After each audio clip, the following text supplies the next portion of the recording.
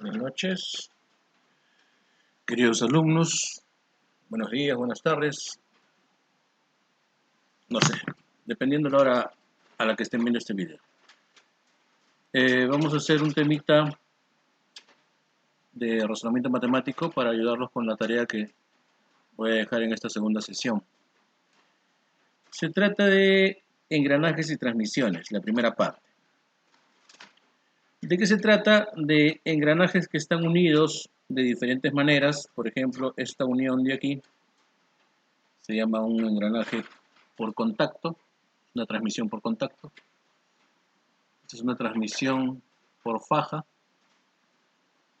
una transmisión por faja cruzada.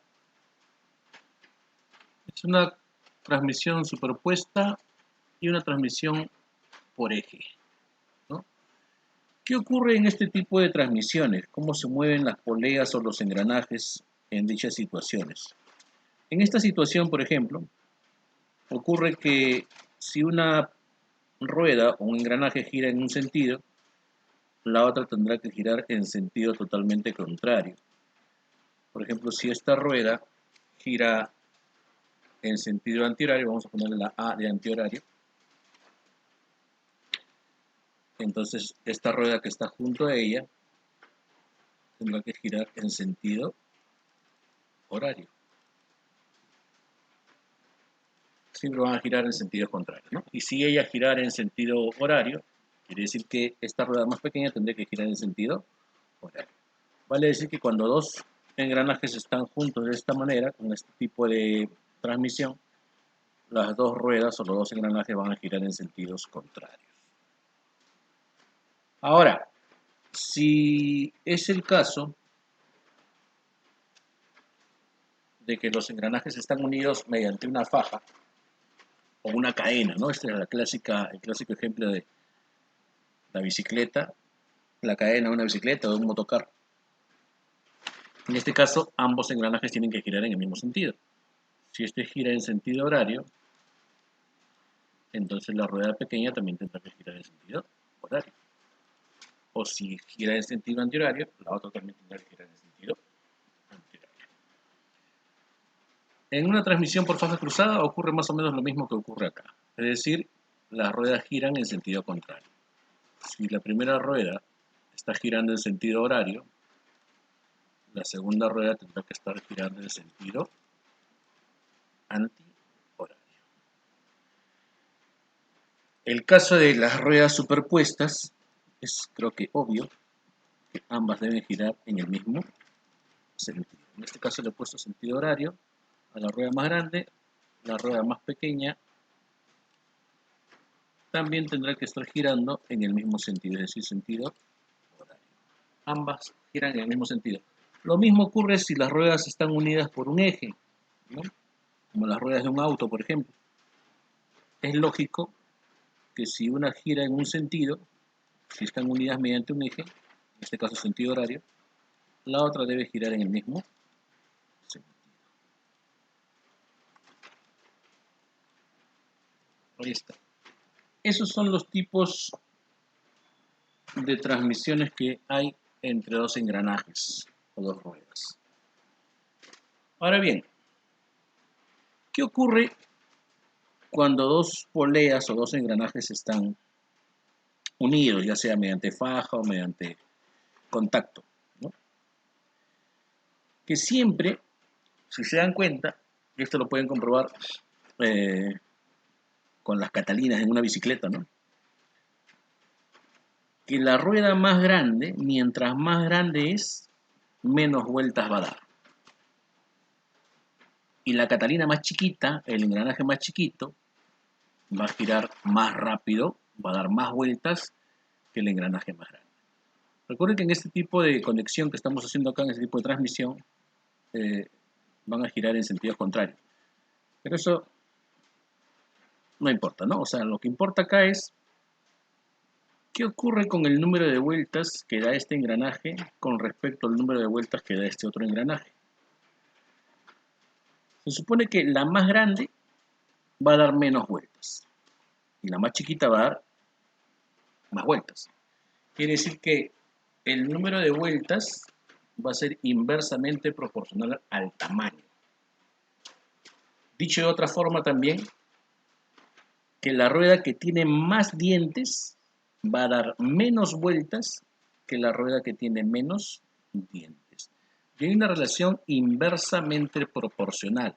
Eso significa que si nosotros multiplicamos el número de dientes que tiene la rueda A por el número de vueltas que va a dar la rueda A, eso tiene que ser exactamente igual al número de dientes que tiene la rueda B multiplicado por el número de vueltas que tiene la misma rueda.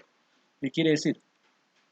Que supongamos que la rueda A tiene 40 dientes y vamos a multiplicarlo, supongamos que da 20 vueltas. 40 por 20, ¿cuánto es? 800. Entonces, si la rueda B tiene 10 dientes, número de dientes igual a 10, ¿por cuánto tendría que multiplicarlo para que me dé también 800? Tendría que multiplicarlo por 80. Eso quiere decir que la rueda A tiene 40 dientes y da solo 20 vueltas, al mismo tiempo que la rueda B con 10 dientes va a dar un total de 80 vueltas. Siempre se va a cumplir esta igualdad. Número de dientes por número de vueltas va a ser igual, de una rueda, va a ser igual al número de dientes por el número de vueltas de la otra rueda. Están que me mandan mensajes, tienen que los ayude con unos problemas. No tengo tiempo, estoy en clases, así que no me molesten. Nada, por ahí me pueden decir un ejercicio, ¿no? Una rueda está conectada con otra y una de ellas tiene, vamos a poner un número acá, 120 dientes y da 50 vueltas en un minuto. Si la otra rueda tiene solo 20 dientes, en el mismo tiempo, ¿cuántas vueltas dará? ¿Cuántas vueltas dará la segunda rueda que tiene menos dientes? Entonces la idea es aquí buscar cuál es el valor del incógnito, ¿no? 120 por 50, esto me da 6.000, si no me equivoco. 6.000. Entonces acá tenemos que tratar de que el producto también sea 6.000. Y para eso el 20 que está multiplicando pasaría a dividir. Es decir, tendríamos 6.000 entre 20. Ese sería el valor incógnito que estamos buscando. 6.000 entre 20 es 300. O sea que la rueda más pequeña tendría que dar 300 vueltas. ¿De acuerdo? De esa manera se trabaja, digamos, engranajes que están conectados de esta manera, ¿no? Puede ser así también. Puede ser que estén en contacto o puede ser que estén en una faja. Acá se cumple exactamente lo mismo. La más chiquita va a dar más vueltas que la más grande. Igual aquí. ¿Ya? En este caso no, porque en este caso estamos diciendo que dan el mismo número de vueltas, ambas, porque están conectadas una superpuesta con la otra. Y acá tampoco, es el mismo eje, dan el mismo número de vueltas. Aquí no hay caso de aplicar este concepto. ¿De acuerdo? Vamos a hacer algunos cuantos ejercicios. A ver, según lo que hemos dicho. Dice, si la rueda A se mueve en sentido horario, ¿cuántas ruedas se moverán en sentido contrario a C? Vamos a ver, si la rueda A se mueve en sentido horario, vamos a ponerle H de horario a la rueda A y a partir de ahí vamos a comenzar. Vamos a ponerle un rojito. Ok. A se mueve en sentido horario. Como tiene conexión por faja directa con esta rueda de aquí, esta rueda se mueve en el mismo sentido. O sea, también sería sentido horario. Esta rueda de acá tiene faja cruzada. Debe ser sentido contrario, o sea, sentido antihorario. Otra vez me fijo esta rueda que es sentido antihorario y esta que está conectada mediante faja cruzada tendría que tener sentido horario. Sentido horario, ¿cómo están conectadas estas dos? Faja directa, giran en el mismo sentido, también sería sentido horario. La rueda de aquí dado que está conectado con faja cruzada, sentido contrario, sentido antihorario. Conexión por contacto, cambia el sentido antihorario que cambia a sentido horario. Faja cruzada cambia de horario a antihorario. Un poco grande eso. Faja simple, mismo sentido, antihorario. Y punto de contacto, fajas engranes en contacto, sentidos contrarios, sería sentido. Entonces, la pregunta es, ¿cuántas ruedas se mueven en sentido contrario a C? ¿En qué sentido se mueve C? Sentido horario. ¿Cuántas se mueven en sentido contrario? Acá hay 1, 2, 3 y 4. Entonces, la respuesta a este ejercicio, RPTA, sería 4. Fácil. Solamente conocer cómo se mueven, en qué sentido se mueven las ruedas de acuerdo a la transmisión que tienen, ¿no? De acuerdo a cómo están conectadas. Aquí hay otro ejercicio. Dice, ¿cuántas ruedas giran en sentido contrario a la rueda A? Bueno, la rueda A asignémosle un sentido. Le ponemos horario. Que A sea sentido horario. ¿De acuerdo? Vamos por acá. Como está conectada al mismo eje con esta ruedita de acá giraría en el mismo sentido, o sea, también sería sentido horario. Este de aquí, como está conectado mediante faja cruzada, tendría sentido contrario, o sea, sentido antihorario. Luego, esta ruedita de acá tendría el mismo sentido que ella, porque están conectadas mediante una faja directa. Y la de acá abajo está conectada con la de arriba por el mismo eje, también tiene el mismo sentido. Vamos por la derecha, sentido horario, ¿esto qué sería? Sería sentido antihorario. Contacto sería sentido horario. Faja cruzada sería sentido antihorario. El mismo eje sería sentido antihorario, el mismo sentido. Faja cruzada sería sentido horario. Listo. ¿Cuántas ruedas giran en sentido contrario a la rueda A? Como A le hemos dado sentido horario, tenemos que buscar cuántas ruedas giran en sentido antihorario. Tenemos 1, 2, 3, 4, 5, 6. La respuesta para este ejercicio, la RPTA, sería 6. Sigue lloviendo, no para la lluvia. Pero bien, continuamos. Ejercicio número 3. Ojo que ejercicios parecidos van a venir en la tarea que voy a proponer. Dice, si la rueda A, que tiene 60 dientes, da 24 vueltas, ¿cuántas vueltas dará la rueda D? Recuerden que acá, ¿qué se tiene que cumplir? Que el número de dientes multiplicado por el número de vueltas en los 4 casos debe ser lo mismo, porque tienen todos contacto. Es decir, el número de dientes de A por el número de vueltas de A va a ser igual al número de dientes de B por el número de vueltas de B, y lo mismo pasa con C y lo mismo pasa con D. Entonces, ¿cuántas vueltas da A? ¿O cuántos dientes tiene? Tiene 60 dientes. ¿Por cuánto lo vas a multiplicar? Por la cantidad de vueltas que da, que es 24. ¿Y a qué tiene que ser igual? Puede ser igual al número de dientes de B, que es 48, por el número de vueltas de B. O también puede ser igual al número de dientes de C por el número de vueltas de C. O también puede ser igual al número de dientes de D por el número de vueltas de D. Y como me están pidiendo cuántas vueltas va a dar D, entonces voy a trabajar directamente con esta rueda. Es decir, esto de aquí va a ser igual al número de dientes de D, que es 18, multiplicado por, vamos a ponerle B al número de vueltas. Y entonces, ¿cómo vamos a despejar B? Este 18 que está multiplicando va a pasar a dividir simplemente.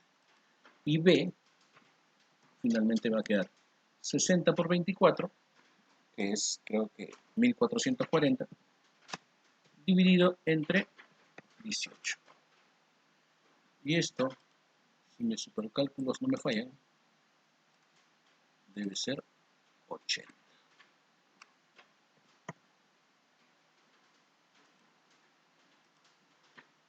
Quiere decir que mientras la rueda A con 60 dientes da 24 vueltas, la rueda D con 18 dientes va a dar 80 vueltas. Bien, vamos a aplicar el concepto de número de dientes y número de vueltas. Acá debería decir número 4. Como no he almorzado, siempre cuando no almuerzo, me equivoco mucho. Ok, dice, ¿cuántas ruedas giran en sentido contrario a la rueda 1? Si observamos, hay 100 ruedas. 1, 2, 3, 4, 5, 6, 7. 100 ruedas.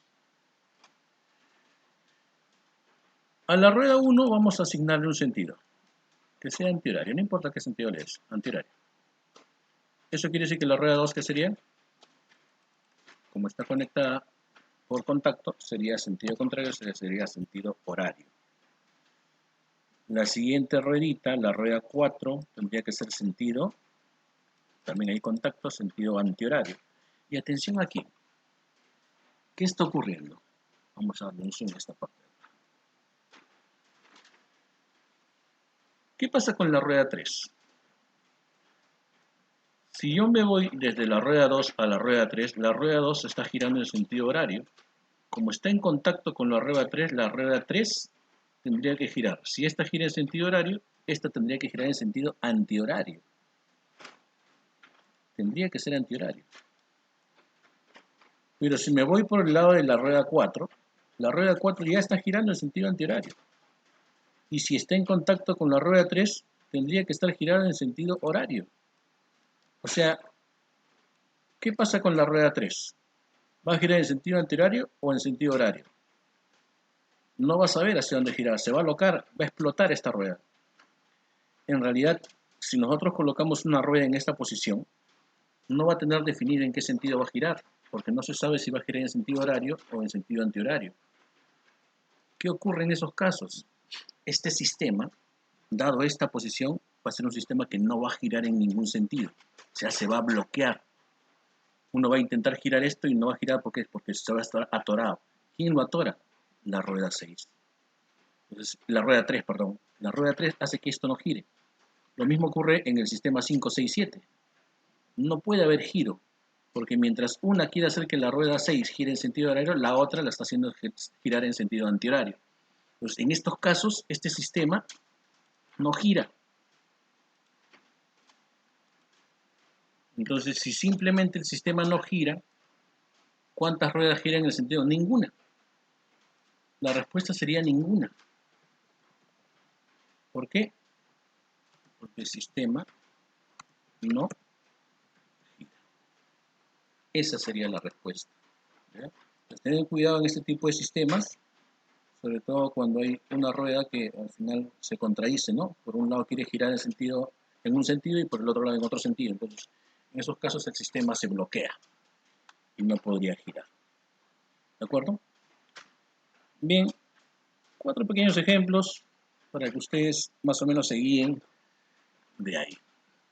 Vamos a los siguientes ejercicios sobre parentesco, sobre relaciones familiares, relaciones de parentesco, ¿no? Un par de ejercicios nada más para más o menos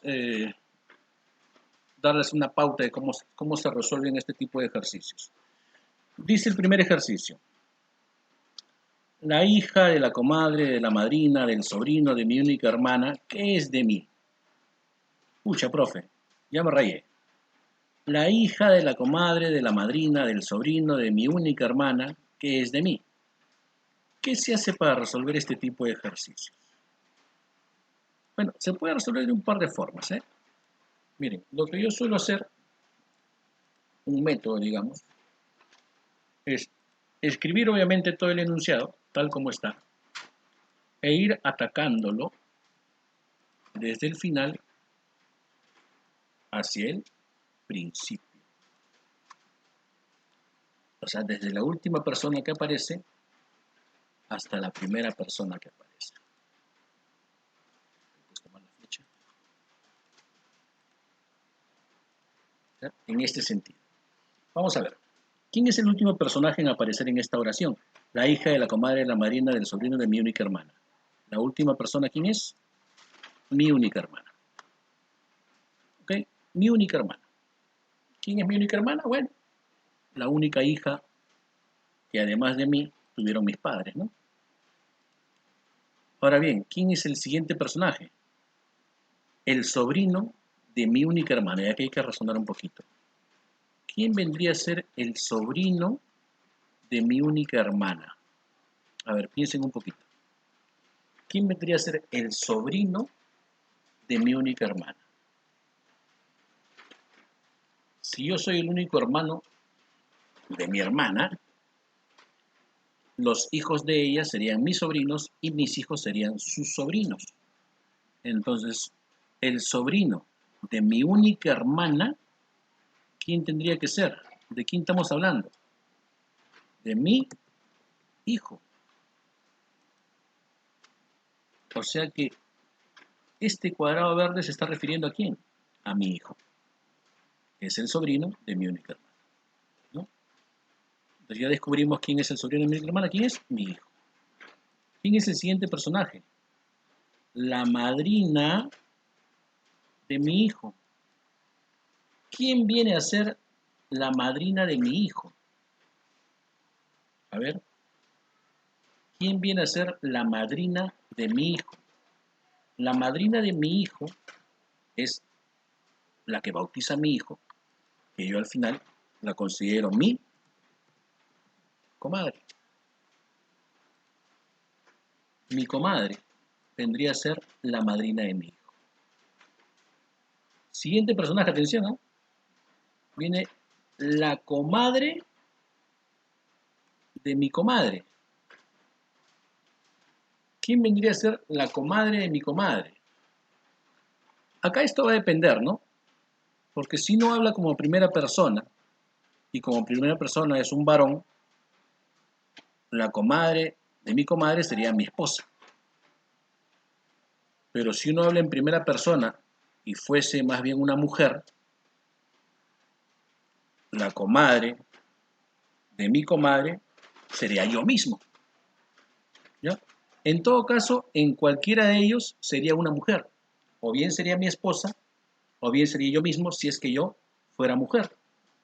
Eso quiere decir que la comadre de mi comadre es la esposa mía o yo misma en caso de que yo sea mujer. De todas maneras, habla este personaje sería una mujer, ¿no?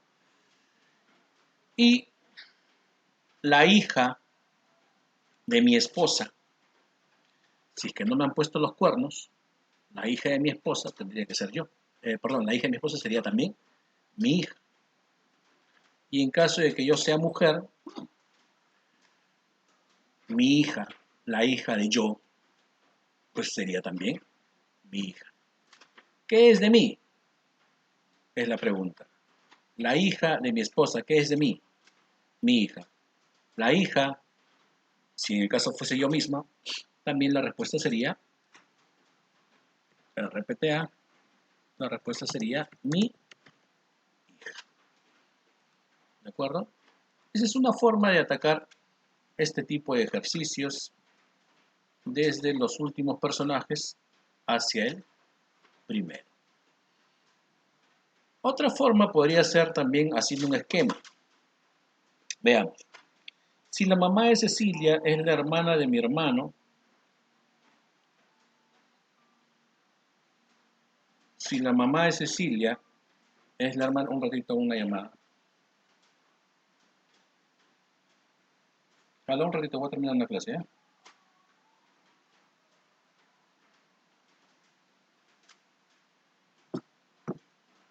Si la mamá de Cecilia decía es la hermana de mi hermano gemelo, ¿qué es respecto a mí el abuelo de Carmen, que es la hermana de Cecilia? Bien, la mamá de Cecilia es la hermana de mi hermano gemelo. Vamos a ver. ¿Qué tal si yo soy este personaje de aquí? Voy a hacer un poquito más chiquito.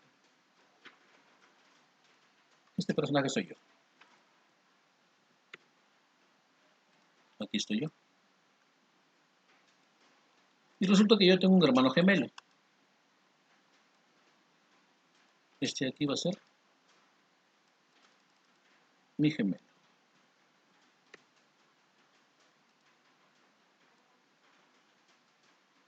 ¿Ya?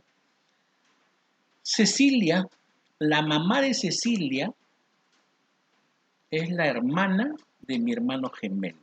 Yo pregunto, ¿quién es la hermana de mi hermano gemelo? La hermana de mi hermano gemelo, ¿no sería mi hermana?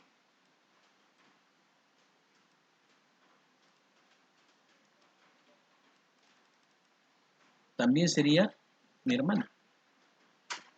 Y esta hermana de mi hermano gemelo es la mamá de Cecilia.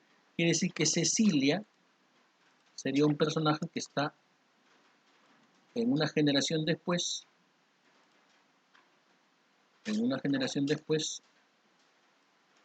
hija de mi hermana. Ella sería Cecilia. Retomamos. La mamá de Cecilia, que está Cecilia, que está su mamá, ¿ya? Encima de ella, es la hermana de quién? De mi gemelo. Pero al ser hermana de mi gemelo, también viene a ser mi hermana. ¿Ok? Tenemos ese esquema. Luego dice, ¿qué será respecto a mí el abuelo de Carmen? ¿Quién es Carmen? La hermana de Cecilia. O sea, Cecilia tiene una hermana que se llama Carmen. ¿Ya? Y me están preguntando, ¿qué es de mí el abuelo de Carmen?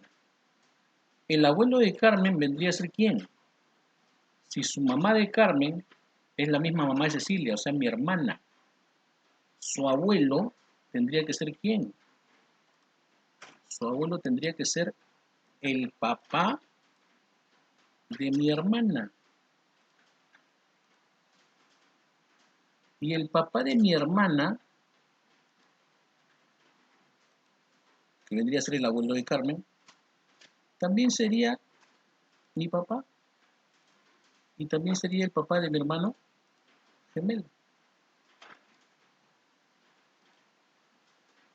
O sea, ¿qué vendría a ser este personaje? Mi daddy, mi papá. Por lo tanto, la respuesta a qué es respecto a mí, el abuelo de Carmen, que es la hermana de Cecilia, está Carmen, la hermana de Cecilia, está su mamá, aquí está su papá, él sería el abuelo de Carmen. ¿Quién vendría a ser respecto a mí? Vendría a ser mi papá. RPTA, mi papá. Esa sería la respuesta. Bien.